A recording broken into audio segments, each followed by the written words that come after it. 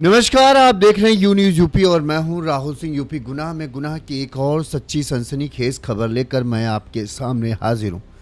हमारी ये जो खबर है ना, ये वाकई में होश उड़ा देने वाले।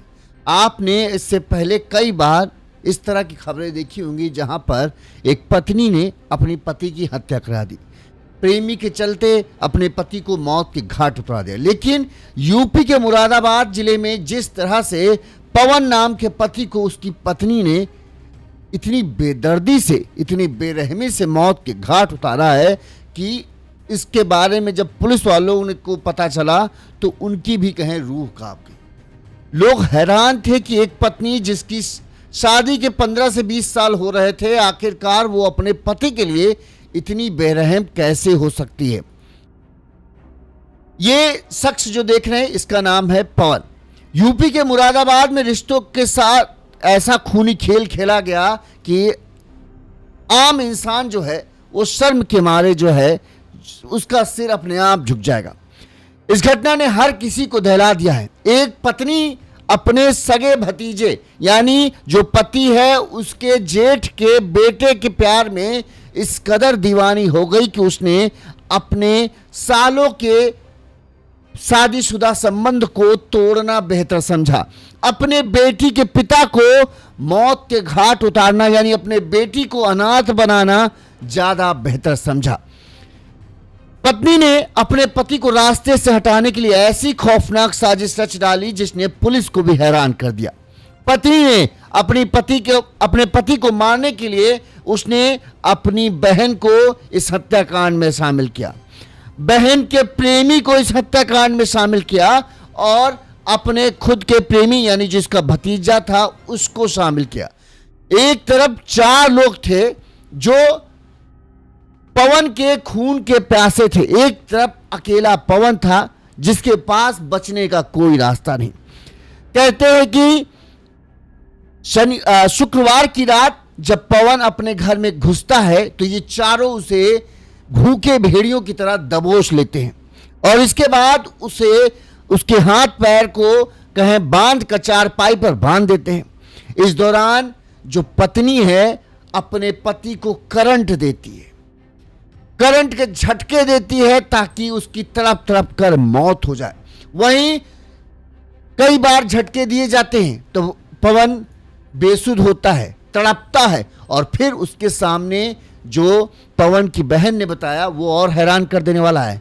कहा जा रहा है कि पवन की आंखों के सामने जब वो तड़प रहा था तो उसकी आंखों के सामने उसकी पत्नी अपने प्रेमी के साथ रंगरलियां मना रही थी ताकि उसको उसका पति अपनी आंखों से देखे और उसे एहसास हो कि कितनी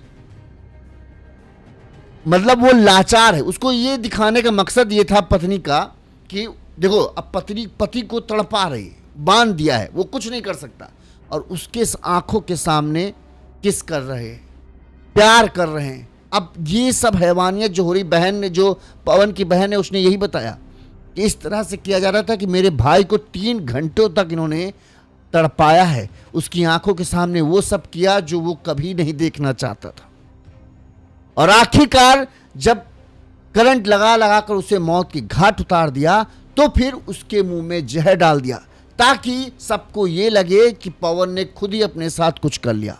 लेकिन जब बॉडी पोस्टमार्टम के लिए जाती है तब पोस्टमार्टम होता है तो डॉक्टर जो बताते हैं वो ये था कि करण की मौत की वजह जहर नहीं बल्कि करंट है। जैसे ही करंट का सामने आता है बात तैसे ही पत्नी की पोल खुल जाती है। इसके बाद पुलिस जब पत्नी से पूछताछ करना शुरू करती है सख्ती से तो सारा सच जो है सामने आकर रह जाता है कि किस बेदर्दी से जो है पवन को मौत की घाट उतारा गया।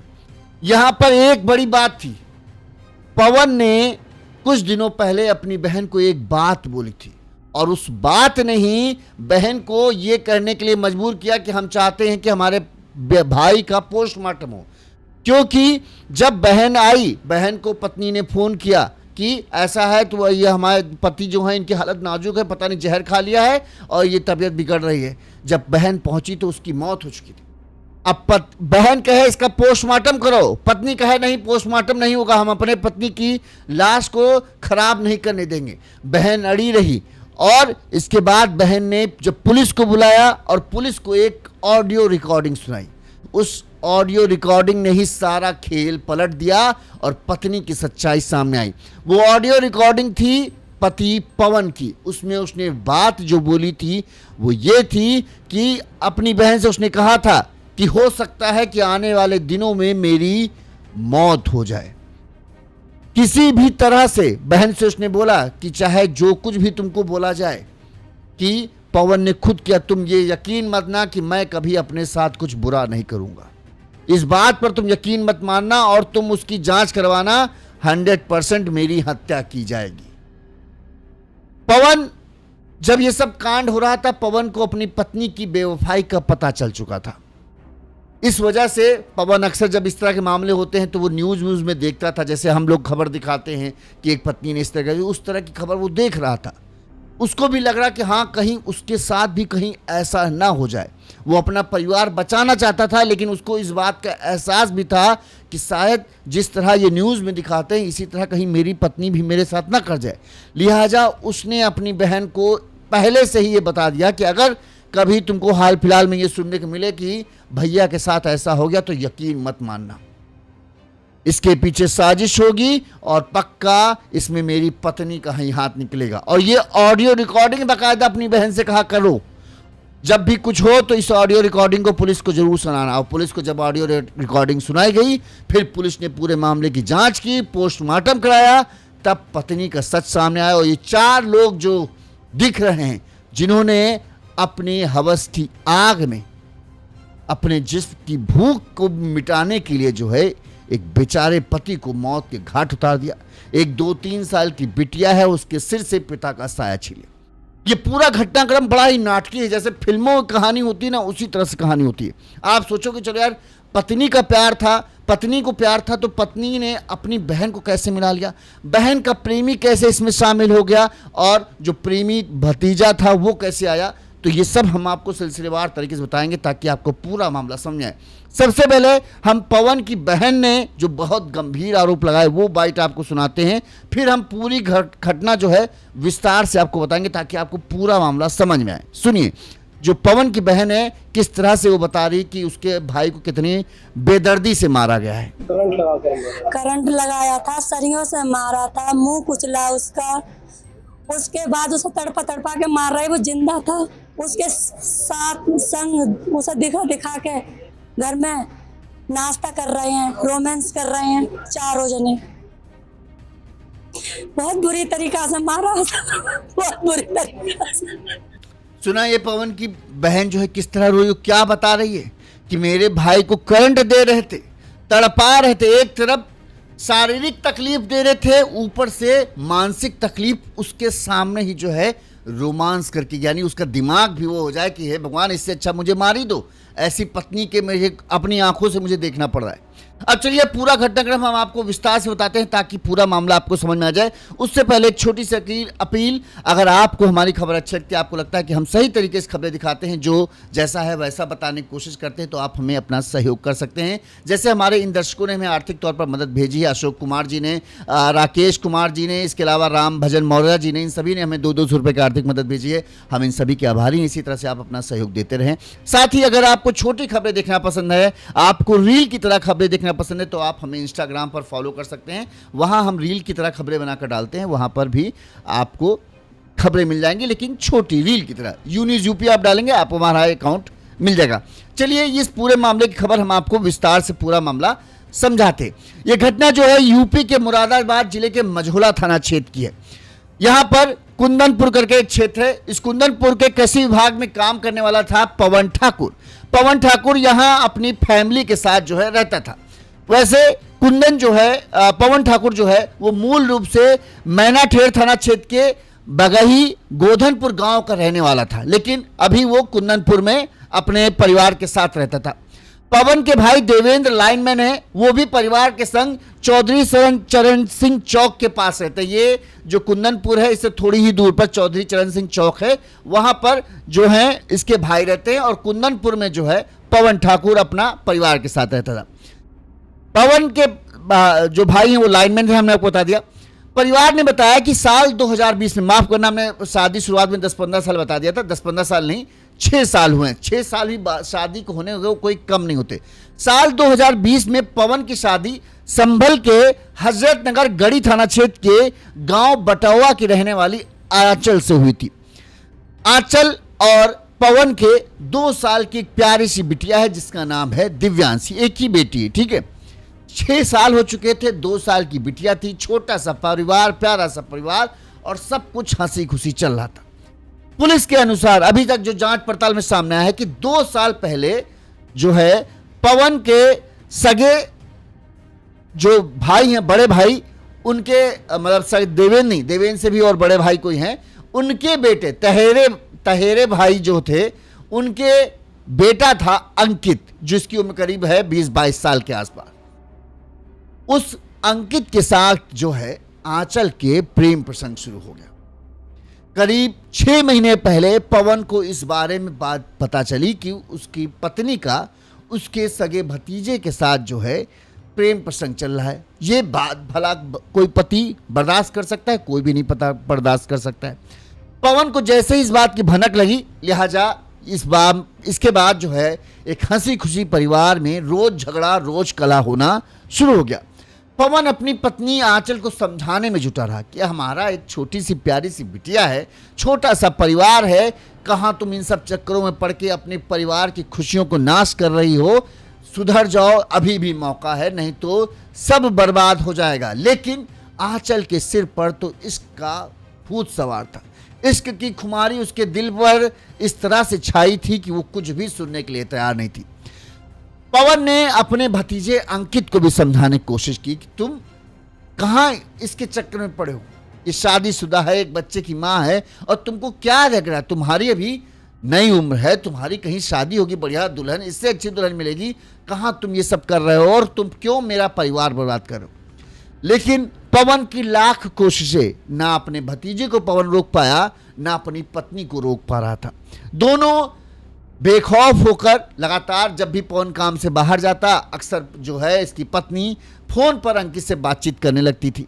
वहीं आड़े तिरछे जब भी मौका मिलता तो मुलाकात भी होती थी। अब दोनों की जो है ये बढ़ती नज़दीकियां जो है लगातार पवन को परेशान कर रही थी। अब पवन जो है वो धीरे धीरे आंचल के ऊपर सख्ती करने लगा था, जिसकी वजह से जो है अब आंचल जो है थोड़ा सा बौखला गई थी, क्योंकि पवन की सख्ती बढ़ती जा रही थी।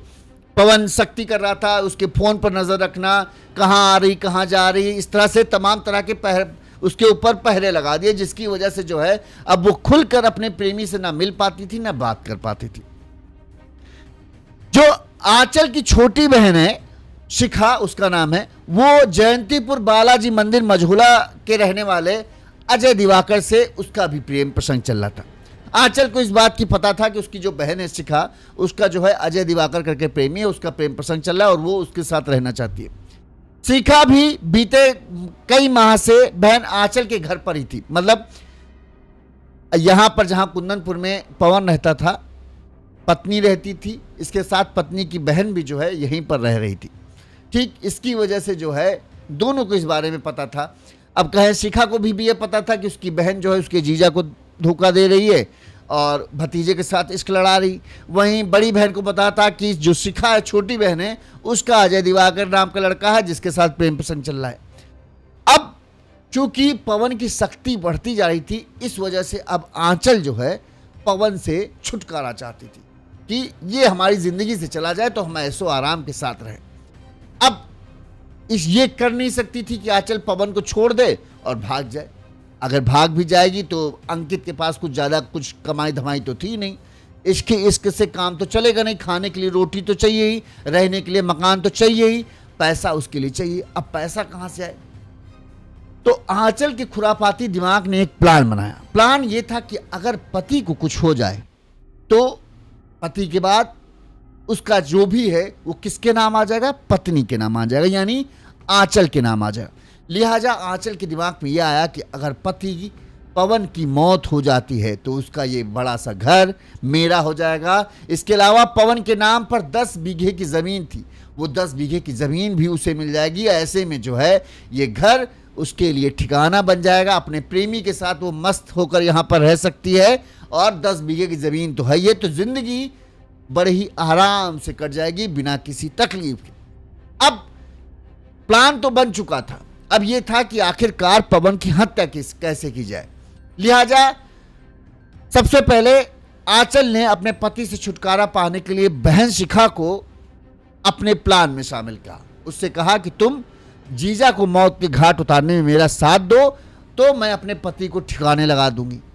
अब बहन शिखा ने शर्त रखी कि भाई हम जीजा को मारने में तुम्हारी मदद कर देंगे, लेकिन तुमको तो घर भी मिल जाएगा, तुमको जीजा की 10 बीघे ज़मीन मिल जाएगी, जो रुपया पैसा है वो भी तुमको ही मिलेगा, इसमें हमारा क्या फ़ायदा होगा, हम क्या करेंगे।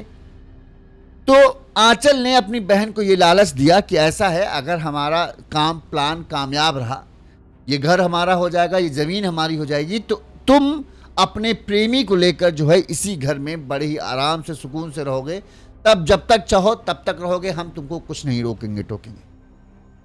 अब शिखा को यही चाहिए था, शिखा को भी अपने प्रेमी के लिए ठिकाना चाहिए था। शिखा को भी आंचल ने वही लालच दे दिया कि हाँ ठीक है, तुम अपने प्रेमी के साथ रहो यहाँ पर आके, कोई तुम्हें कुछ नहीं कहेगा, खुली छूट रहेगी तुम्हारे पास। अब शिखा इस चीज़ के लिए तैयार हो गई।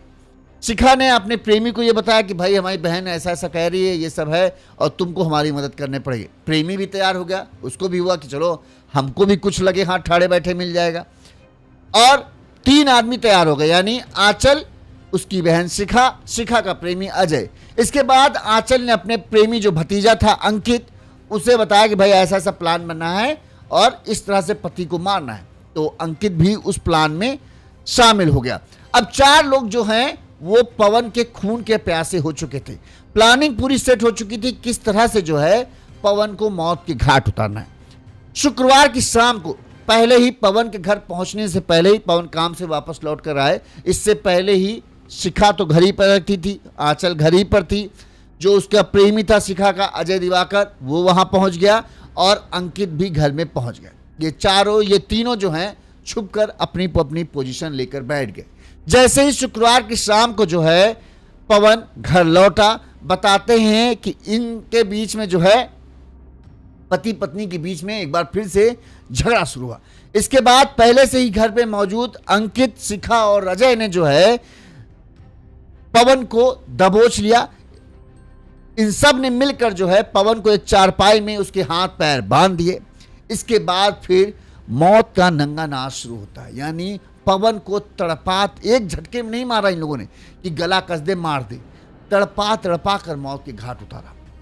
शायद आंचल अपना जो भी पवन चूंकि शक्ति करता होगा तो शायद मारता पीटता भी होगा, तो आंचल ना जो अपनी साथ उसने उसके साथ शक्ति हुई, उस शक्ति का बदला लेना चाहती थी। लिहाजा बताते हैं कि करंट दे देकर जो है बार बार पवन को करंट देते फिर हटाते, करंट देते, इस तरह से उसको तड़पा तड़पा कर मार रहे थे। इस दौरान जो पवन की बहन का कहना है वो ये है कि ये सब तो हो ही रहा था, यानी उसके मेरे भाई को शारीरिक तौर पर प्रताड़ना दी जा रही थी करंट से। इसके साथ ही मेरे भाई की आंखों के सामने आंचल अपने प्रेमी के साथ रोमांस भी कर कर मेरे भाई को दिखा रही थी कि देख लो, तुम जितना हमको रोकते थे हम उससे ज़्यादा अब तुम्हारी आंखों के सामने करेंगे, हिम्मत हो तो रोक के देख लो। अब पवन चाह कर भी कुछ नहीं कर सकता था क्योंकि उसके हाथ पैर बंधे थे और करंट के झटके खा खा कर वो पूरी तरीके से ढीला हो गया था। इसी तरह से बार बार झटके दिए जिससे करंट की आखिरकार तड़प तड़प कर मौत हो गई। अब मौत हो जाना तो ये हो जाएगा यार, इसकी मौत हो गई तो फिर पुलिस जांच कर सकती, लिहाजा अब इसको दिखाना था कि ये मौत नहीं है, पवन ने खुद ही इसे चुना है। लिहाजा जबरदस्ती उन्होंने पवन के मुंह में जहर डाल दिया मरने के बाद, और एक कपड़ा वपड़ा भी कोई ठूंस दिया। इसके बाद जो है शनिवार की सुबह, ये पूरा रात सब कांड चला। शनिवार की सुबह तड़के ही आंचल ने पवन की बहन अनीता और बबीता को कॉल किया और बताया कि पवन ने कुछ खा लिया है, उसकी तबीयत बहुत बिगड़ गई है, बहुत हालत नाजुक है, जल्दी से घर आ जाओ। यही बात जो है उसने पवन के भाई देवेंद्र को बताया कि ऐसा ऐसा तबीयत खराब है, जल्दी आओ। जब तक ये सब तीनों लोग जो हैं घर पहुंचते, देखा कि पवन जो है आंगन में पड़ा हुआ है और वो उसकी सांसें नहीं चल रही। जैसे ही बहनों ने देखा, इधर पवन ये जो थी आंचल, इसने भी रोना पिटना शुरू कर दिया था अपना ड्रामा कि ये भगवान क्या कर दिया, क्यों कर लिया, ये तुमने ऐसा क्यों किया, इस तरह से रोना धोना शुरू। बहन भी आई, बहन भी रोना शुरू, भाई के भी आंसू निकल आए अपने भाई की इस तरह से लाश देखकर। अब ये था कि आखिरकार हुआ क्या। शुरुआती तौर पर आंचल ने वही कहानी सुनाई कि इन्होंने पता नहीं क्यों ऐसे हमारा इनका झगड़ा हुआ और झगड़े के बाद जो है रात में इन्होंने कुछ अपने खा लिया और ये सब हो गया, ये कहानी बताई। लेकिन चूंकि हाँ, पहले हम भाई की बाइट सुना देते जब पूरा घटनाक्रम हुआ, तो भाई ने क्या कहा वो सुनिए, फिर हम जो बहनों के पास पवन ने कुछ दिन पहले कॉल करके बहुत अहम बात कही थी उसके बारे में हम आपको बताएंगे। इतनी बेरहमी से मारा है कि उसके 9 निशान हैं, माँ उसके ब्लड निकल के आया बहुत ज़्यादा, और मारने के बाद फिर उसे शॉट लगाया है, बिजली का करंट लगाया है ताकि इसे ऐसा लगे कि वो बिजली से मरा है। फिर उसके बाद उसे मुंह में उसके जहर भी दिया गया है, जहर देके उसके मुंह में कपड़ा ठूंसा गया है ताकि ऐसा लगे कि इसने खुदकुशी करी है, तो मारे नहीं गया है। और इतनी बेदर्दी से, इतनी बेरहमी से मारा है कि रूह कांप जाएगी सुनने वाले की। 3 घंटे वो तांडव करा इन लोगों ने, एक जरा से बच्चे को 28-30 साल का, उसकी ज़्यादा हाइट भी नहीं, ज़्यादा कुछ नहीं, हेल्थ में भी ज़्यादा नहीं, और इन 4 लोगों ने एक बच्चे को इतना मारा है, 3 घंटे तक वो तांडव करा है, बांध के मारा है उसे, इतनी बुरी तरीके से मारा है कि सुनकर रूह कांप जाएगी। उसके इलेक्ट्रिक शॉट दिए हैं, फिर हाथ बांधे हैं, पैर बांधे हैं, फिर मारा है उसे, जिसमें कि उसके चोटें भी आई हैं और ब्लड भी आया है उसके बहुत ज़्यादा। और क्या देखा जब परिवार के लोगों ने वहाँ पहुंचे? परिवार के लोगों ने यही देखा, मोहल्ले के लोगों ने देखा है कि वो 2 लड़के जो निकल के भागे हैं वहाँ से। इसकी जो पुष्टि हुई है, इसकी जो जांच हुई है, इसके जो साक्ष्य सामने आए हैं, जो शाम के समय 2 लड़के यहाँ से निकले हैं उससे लड़के सामने आए हैं। जब हम लोग यहाँ पर आए थे, परिवार के लोग आए थे, तो वो नीचे पड़ा था फर्श पे नीचे पड़ा था। वो तो उसकी उस समय मतलब डेथ हो गई थी, शरीर बिल्कुल ठंडा पड़ गया था। क्या बताया क्या गया था आपको? हमें ही बताया गया कि इनकी तबीयत खराब है, ये बोल नहीं रहे कुछ, हमें ही बताया गया था। तो फिर परिवार वाले सब लोग यहाँ पे आए, आके देखा तो बेसुध हालत में नीचे पड़ा था फर्श पे, खून में लथपथ, जो भी इसके ब्लड था वो सब खून लगा था। फिर ये घर वाले आके बोले कि नहीं, इसे हॉस्पिटल लेके चलो, क्योंकि घर वाले बोलते हैं भाई जब तक सांस है, जब तक आस है। वो लेके गए, लेके जाने लगे, यानी लेके जाने के लिए कहा, तो उसकी घरवाली ने लेके जाने नहीं दिया। बोले मेरे पापा जब तक नहीं आएंगे मैं इन्हें लेके जाने नहीं दूंगी, क्योंकि इसमें रची रचाई साजिश थी। उसने अपने प्रेमियों के साथ इसे मिलके मारा है। किसके प्रेमी के साथ? कौन है? जो अंकित नाम है आंचल का प्रेमी। कौन है वो? वो पवन का तहिरा भाई है, पवन का भतीजा है वो। जो आंचल का आशिक है वो पवन का तहिरा भाई का लड़का है और इनके ही गांव का है।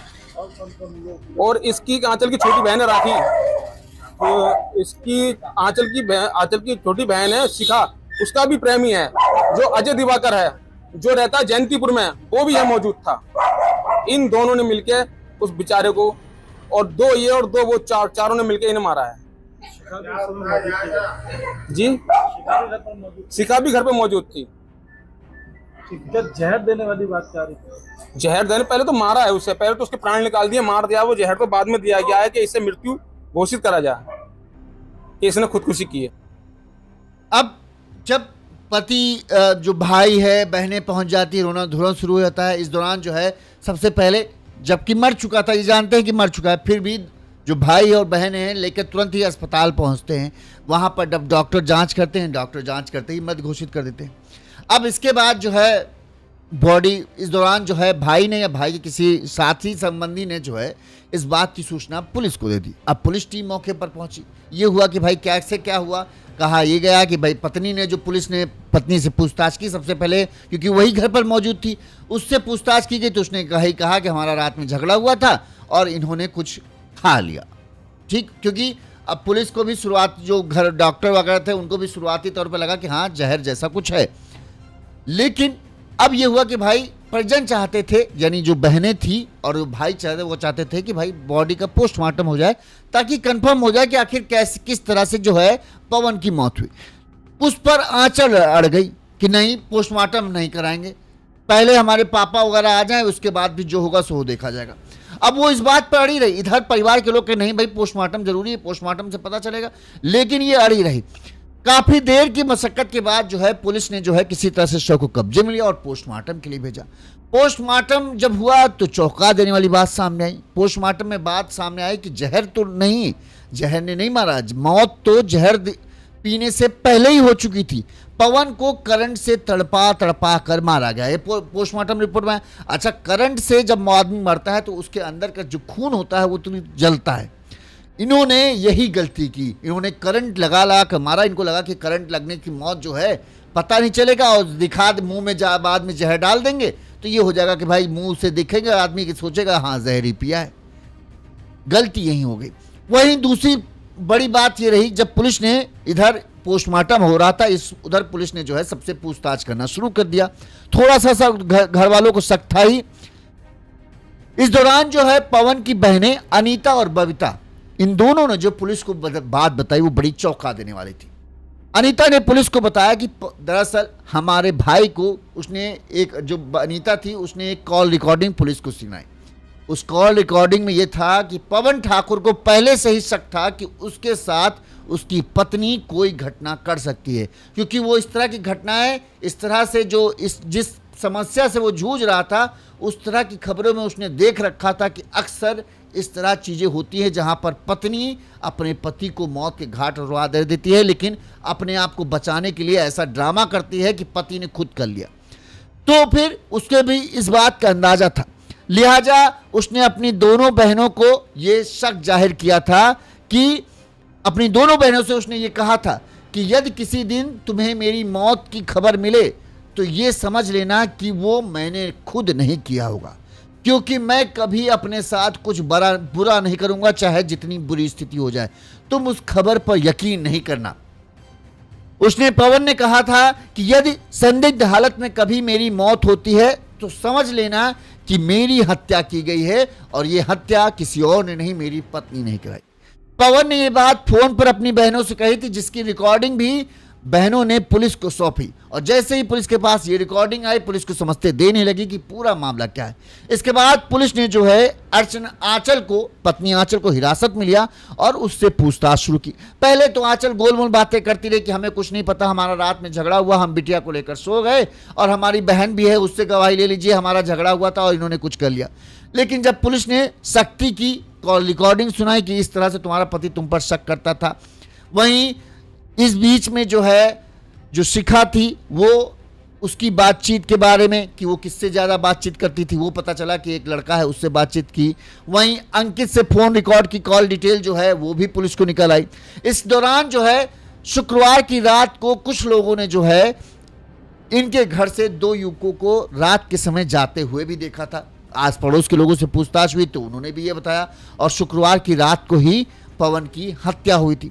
अब पुलिस ने जब इस तमाम बातें रखी तो आंचल को लगा कि अब वो फंस गई, जिसके बाद उसने अपना गुनाह कबूल कर लिया। उसने बताया कि उसने अपने पति की हत्या की है और इस हत्याकांड में उसका साथ दिया उसकी बहन शिखा ने, शिखा के प्रेमी अजय ने और मेरे प्रेमी यानी मेरे भतीजे अंकित ने। हम चारों ने मिलकर जो है पवन की हत्या की और उसे मौत के घाट उतारा।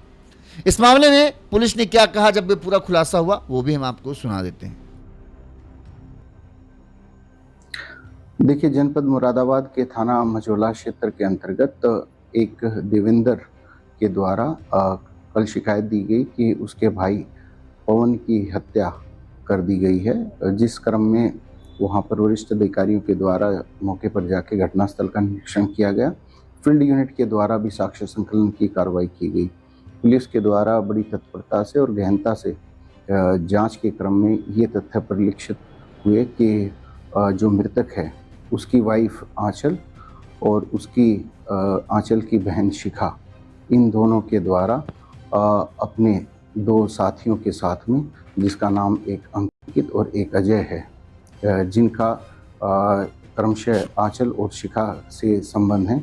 इन चारों के द्वारा मिलकर उक्त पवन की हत्या की गई। पुलिस के द्वारा वादी की तहरीर के आधार पर अभियोग पंजीकृत किया गया है। जो चारों एक्यूज्ड हैं उनको गिरफ्तार किया गया है। पुलिस के द्वारा इसमें चारों को गिरफ्तार कर माननीय न्यायालय के समक्ष पेश किया जा रहा है और दूसरी विधिक कार्रवाई जो है वो अमल में लाई जा रही है। क्या क्या देखना पड़ रहा है। देखो यहाँ पर प्यार था, 6 साल शादी के हो चुके थे, 1-2 साल की बिटिया थी, अपना अच्छा खासा परिवार चल रहा था, लेकिन अवैध संबंधों का चस्का, कहे ना जिस्म की हवस की भूख ऐसी लगी कि अपने ही घर को आग लगा डाला। पति नहीं चाहिए, लेकिन पति का घर चाहिए, पति की जमीन चाहिए, पति का पैसा चाहिए, वो चाहिए सब, लेकिन पति नहीं चाहिए हमको। पति दूसरा चाहिए, नाकारा निठल्ला आदमी चाहिए। हम कहते ना कि आजकल क्या हो गया है कि भाई अब इस महंगाई में एक परिवार को पालना आसान काम नहीं है। अब पति बेचारा दिन रात खपा जा रहा है कि अच्छे से ज़्यादा मेहनत करे ताकि ज़्यादा से ज़्यादा पैसा कमाए, ज़्यादा पैसा कमाए ताकि उसके परिवार को जो सुख सुविधाएं चाहिए, जो दूसरे के बच्चों को मिल रही हैं, उस तरह की सुख सुविधाएं अपने बच्चों को वो देख सके। ठीक, यही आदमी दिन रात ऑफिस अपने काम से घर से बाहर निकलता तो यही होता है कि यार ज़्यादा से ज़्यादा पैसा कमाना है। अब इस चक्कर में आदमी निष्ठुर हो जाता है। जब उसके ऊपर जिम्मेदारियां होती ना तो वो कहे ना कि थोड़ा सा रोमांटिक बातें करना, वो लल्लू पंचो करना, जानू बेटू बेटा, वो शुरुआत में शादी के कुछ दिनों तक ठीक रहता है, लेकिन जब 2 साल की एक बिटिया हो जाए, 6 साल शादी हो जाए, तब ये होता है यार जिम्मेदारी है। अभी बिटिया 1 साल बाद स्कूल जाएगी, अच्छे स्कूल में पढ़ाना है तो पैसा चाहिए है, और पैसा कहाँ से आएगा? काम से आएगा। अब यहाँ पत्नी को लग रहा है कि लो हम इतनी खूबसूरत हैं, ये हमारे ऊपर ध्यान ही नहीं देते, हम इतना सज धज के बैठते हैं, बस आते हैं खाना खाते हैं सो जाते हैं, कभी हमसे प्यार से बात नहीं। अरे तुम जिस चीज सज धज रही हो वो उसी पति के पैसे से आ रहा है, नहीं समझ में आ रहा है। लेकिन ठीक, अब उधर वो एक निठल्ला आदमी है जिसको कोई काम नहीं, 20-22 साल का लड़का कॉलेज से पास हुआ है, अभी नौकरी की चिंता है नहीं, काम धाम है नहीं, बाप कमा रहे हैं तो खा रहे हैं। अब वो चाची तुम बहुत सुंदर हो, चाची तुम बहुत बढ़िया हो, अब चाची को तारीफ कर करके बहुत खुश कर दिया। अब चाची को लग रहा है ये यार लड़का बहुत अच्छा, ये देखो हमारी खूबसूरती की कितना कदर करता है, कितना हमको मानता है, हमारी तारीफ करता है, हम सस्ते हैं तो अच्छा कहता है, हम कुछ भी नहीं कर रहे तब भी हमारी तारीफ करता है। अब तारीफ की क्या कहें, औरतें जो ज़्यादा जो तो थोड़ा होती भूखी होती, उनको तारीफ सुनना बहुत, और तारीफ सुनना हर किसी को पसंद, लेकिन वो ये भूल जाती हैं कि ये आदमी के पास कुछ नहीं है सिर्फ बातों के सिवा, और वो बातें ही कर सकता है क्योंकि वो खुद दूसरों के टुकड़ों पर पल रहा है। अगर बाप पैसा ना दे तो उसके पास गाड़ी में पेट्रोल डलाने का पैसा नहीं है, लेकिन बाप की कमाई चल रहा है तो वो फ्री फोकट घूम रहा है, तो क्या कर रहा है? यही काम कर रहा है, इससे बात करना उससे बात करना, ये सब चल रहा है। अब इनको भाई इश्क हो गया उससे कि यार ये हमारी बात करता है, ये हमको समझता है, हमारी फीलिंग्स को समझता है, अभी हम इसी के साथ रहेंगे। अब चूंकि शादी के 6 साल हो गए तो ये तो पता है कि यार साथ में रहना तो पैसा तो चाहिए। अब पैसा तो प्रेमी के पास है नहीं क्योंकि वो खुद हमसे मांगता है, हम उसका खुद का फ़ोन रिचार्ज कराते हैं, कभी पेट्रोल डालने के लिए पैसा देते हैं क्योंकि वो तो कोई कमाता नहीं। अब पैसा कहाँ से आएगा? तो हम अगर उसके साथ पति को छोड़ देंगे तो मैं उसके साथ रहने जाऊंगी तो जब कहीं मुझे कुछ खरीदना है तो पैसा तो है कि नहीं उसके पास, तो हमारा प्यार कुछ दिन बाद तो ख़त्म हो जाएगा। अब ऐशो आराम से जीना है तो क्या करें? ऐशो आराम से रहना भी है, किसी तरह से काम भी ना करना पड़े और दोनों जिंदगी भर मौज से रहें, तो अब क्या करें? पति ऐसा है, पति तो शादी तो हो ही चुकी है, अगर उसको कुछ हो जाएगा तो सब कुछ हमारा हो जाएगा। अब 10 बीघे की ज़मीन है, हर 2-3 साल में 1 बीघा ज़मीन बेच देंगे तो 20-30 लाख रुपए आराम से मिल जाएंगे। 20-30 लाख में 5-6 साल इसी तरह से चलते जाएंगे और अपनी ज़िंदगी तो मौज से कट जाएगी बिना कमाए, और बढ़िया बस प्रेमी से मीठी मीठी बातें करते रहेंगे, कोई काम नहीं। पति को मार डालो लेकिन उसका पैसा, उसका घर, उसका ज़मीन सब हम ये ले लेंगे, ये प्लान बनना है। बताओ, ये नहीं सोच रही एक आदमी। सोचो, एक ऐसे पति से ज्यादा कोई तुम्हें प्यार कर ही नहीं सकता। इस औरत को ही सोचना चाहिए, या और भी औरतें जो होती हैं उनको ये सोचना चाहिए कि खुद धूप में आदमी जाके काम कर रहा है, इस गर्मी में लोग बाहर नहीं निकलते। वो जाके बाहर जाता है, काम कर रहा है, और काम के बाद जो पैसा मिलता है वो सबसे पहले किससे देता है? अपने घर पर आकर देता है। अगर कोई फंक्शन पड़ रहा है, त्योहार आ रहा है, किसी की शादी है, तो क्या करेगा? ऐसा है यार, तुम अच्छा सा एक साड़ी ले लो। चलो साड़ी ले लिया, अच्छा तुम कुछ गहना देना होगा, गहना खरीद लो। बिटिया के लिए बढ़िया सा कपड़ा ले लो, बिटिया के लिए जूते ले लो, तुम अच्छे से ले लो, एक और ले लो साड़ी। यही कहता है, हर पति यही करता है। मैंने तो जितने लोगों को देखा वो यही। सबसे आखिरी में जो खुद कमा रहा है, खुद जल कर तप कर पैसा कमाया उसने, लेकिन उस पैसे पर सबसे आखिरी में हक वो अपना लेता है कि अच्छा यार, अब मेरे पास 2000 बचे हैं, क्या शर्ट ले ले, क्या पैंट ले ले, अरे यार हमारा क्या, हमको तो 1 घंटे के लिए शादी में जाना है, हटाओ छोड़ो हम बाद में ले लेंगे। वो भी नहीं लेता। वो भी पैसा तुम्हें देता है कि तुमको वहाँ शादी में किसी तरह कमी ना महसूस हो, तुमको किसी तरह से ये ना हो कि यार हमको नीचा देखना पड़ा, हमारे पास पैसे नहीं थे। सोचो, उस आदमी से ज़्यादा भला कोई प्यार कर सकता है जो खुद की मेहनत से कमाया पैसा तुमको बिना किसी उसके दिए दे रहा है, क्योंकि तुम उसकी जिम्मेदारी हो और तुमको प्यार कर रहा है। लेकिन हाँ, तुमसे चूंकि बाहर जा जाकर तप तप कर इतना ज़्यादा वो निष्ठुर हो जाता है, थोड़ा सा दिल उसका सख्त हो जाता है कि वो तुमसे प्यार से बात नहीं कर पाता। लेकिन इसका मतलब ये नहीं कि तुमसे प्यार नहीं करता।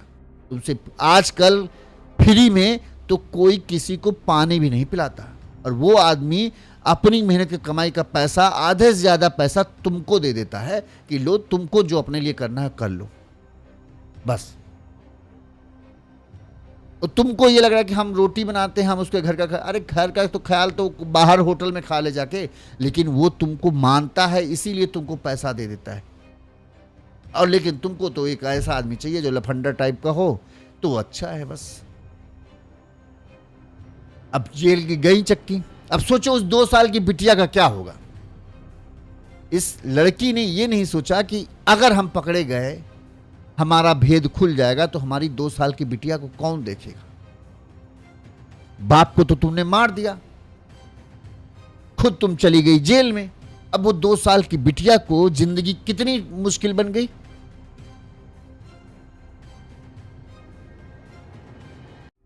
तुमको ज्यादा था तो भाग जाती, चली जाती, लेकिन नहीं, तब तो पैसा नहीं मिलता। पैसा नहीं मिलता तो फिर कितने दिन तक बाहर घूमती, एयर घूम के वापस लौटना पड़ता, बदनामी अलग से हो जाती। ना तो पिता ना घर पे रखते, ना पति रखता, फिर कहीं नहीं जा पाती, फिर यही होता कि इधर उधर भटको, भीख मांगो। तो इससे अच्छा तो यही कि पति को मार दे तो सब कहानी खत्म हो जाए, उसके संपत्ति मिल जाएगी, उसका घर मिल जाएगा, आराम से ऐश से रहेंगे। देखो, अपनी बहन को भी ये लालच देती कि ऐसा करना, तुम भी अपने प्रेमी को यहां बुला लेना, हम भी अपने प्रेमी के साथ रहेंगे, तुम भी अपने प्रेमी के साथ रहना, मजे करेंगे दोनों लोग बस बढ़िया से। पति के पैसा, पति की जमीन, उस पर ऐश करेंगे, मरे पति। भैया जमाना बहुत खराब है, सोच समझ कर रखो।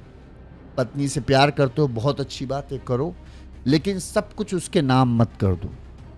कभी भी ये नहीं करना चाहिए, चाहे जितनी ही अच्छी पत्नी हो। अब ज़माना वैसा नहीं है कि आप हमेशा आंख मूंद पर किसी को भरोसा कर लें। थोड़ा सा अपने लिए भी कुछ रखें। कब किस आदमी का दिमाग, कहते हैं विनाश काले विपरीत बुद्धि, कब किस आदमी का बुद्धि घूम जाए, जो आदमी आज अच्छा है वो कल एकदम से बुरा बन जाए, नहीं पता चलता। लिहाजा अमूमन लोग करते हैं, जैसे प्लाट खरीद रहे हैं, पत्नी के नाम खरीदे, क्योंकि 1% सस्ता पड़ता है रजिस्ट्री, ठीक है। 8% आदमी के नाम पर होता है, 7% में जो होता है महिला के नाम पर। तो आदमी कहता है यार पत्नी ही है, तो पत्नी का है जो है वो मेरा है, पत्नी के नाम पर करा दे, कराओ, अच्छी बात है, लेकिन अपने लिए भी अपने नाम पर कुछ रखो, ताकि कभी बाई चांस तुम्हारे लिए बुरा वक्त आए तो तुम्हारे पास कुछ तुम्हारा रहे, ताकि तुम अपने आप को कुछ तो बचा सको। तैयार रहो। भगवान न करे ऐसी पत्नी किसी को मिले, सबको अच्छी पत्नी मिले। शादी के 6 साल बाद बताओ इसने धोखा दे दिया। 6 साल गुजर गए, जिस आदमी को साथ 2 साल का उसके साथ एक बिटिया भी हो गई तुमको, फिर भी तुम्हें इश्क सवार हो गया।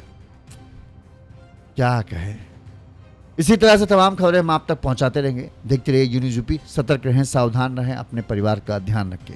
इस खबर पर आपकी क्या राय है हमें कमेंट करके जरूर बताइएगा। नमस्कार।